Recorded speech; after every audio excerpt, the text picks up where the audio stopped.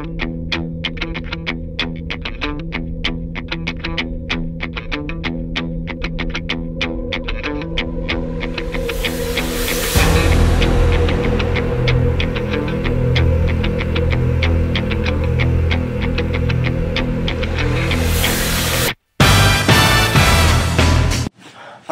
I'm Professor Rue, and I'm here with...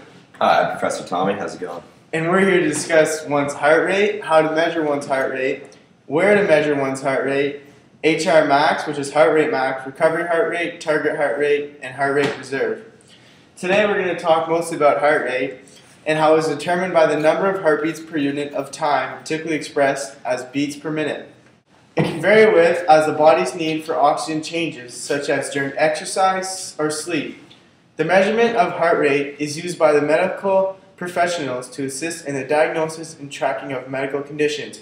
It is also used by individuals, such as athletes like Tommy and I, who are interested in monitoring their heart to gain maximum efficiency from their training. Yeah! The heart rate is measured by finding the pulse of the body. A way to measure one's heart rate is by pressuring the pulse with the index and middle finger. Some commonly known signs of pulsation include the ulnar artery, the neck, the inside of the elbow, the groin, behind the medial malleolus on the feet, the middle of the dorsum of the foot, behind the knee, over the abdomen, the chest, the temple, and the lateral edge of the mandible.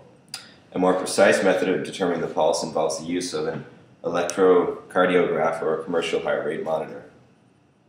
Alright, first we're going to start with HR max, which is also known as heart rate max. Now, there is an equation determining one's heart rate max, and it's very useful. Various formulas are used to estimate the individual maximum heart rates based on age, but maximum heart rates vary significantly between individuals. Okay, here's the formula for HR max, heart rate max. It goes like this. Heart rate max, got that so far, equals 220 minus one's age. So, if heart rate max equals 220 and I'm 17 years old, what would that equal? Heart rate max equals 2, whoops, my bad. What would equal? It would equal 203. That's my heart rate max. See how easy it is to do that?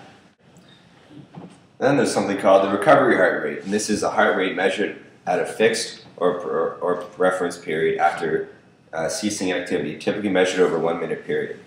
And then there's also the target heart rate. The target heart rate, also known as training heart rate, is a desired range of heart rate reached during aerobic exercises, which enables one's heart and lungs to receive the max benefit from a workout. And the final heart rate we have is the heart rate reserve. The heart rate reserve is a term used to describe the difference between a person's measured or predicted maximum heart rate and resting rate. The equation, once we get this board erased,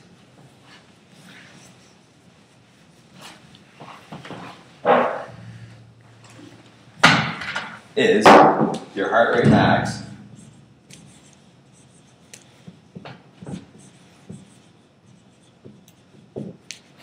minus your heart rate of your resting period. So, if we were to have a maximum heart rate of 170 beats a minute minus our resting heart rate is typically 70 beats, so 70 beats per minute. This equals, what does this equal, Dan? You know this. We know you do. 100 beats per minute. Alright, now also when we're looking at heart rate, we have to look at our acute response and our chronic adaptation. An acute response is a physiological response to an individual exercise. So an example of this would be taking one's heartbeat after a 100-meter sprint. The next is chronic adaptation, which is a physiological change that occurs when the body is exposed to repeated exercising bolts over time. So an example would be 8 off 8s on a treadmill, repeated multiple times. Thank you very much for watching our movie. I hope you really learned a lot.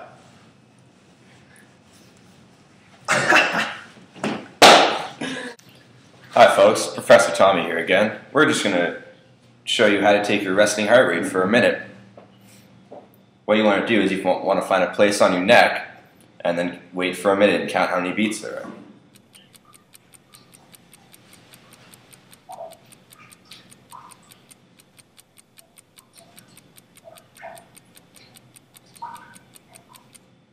Okay, I found it, and it's 70 beats per minute, which is an average heart rate. So I'm healthy. Okay, hi, we're here again, and we're going to do an example of acute response. Tommy over here is about to run, and we're going to show you just how it goes. Ready? Ready, Tommy? Set, go.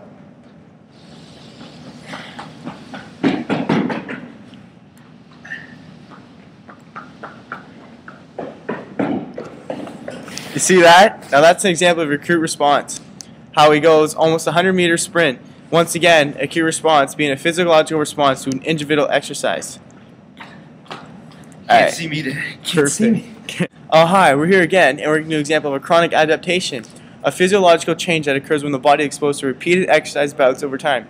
Now, I remember earlier when we said 8 off 8s on a treadmill repeated multiple times, a good example of this. We're going to have Tommy do an example right here. Ready, Tommy? Go!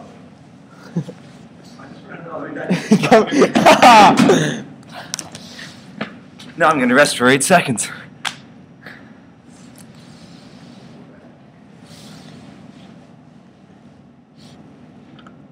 He took his rest time, and now he's ready to go again.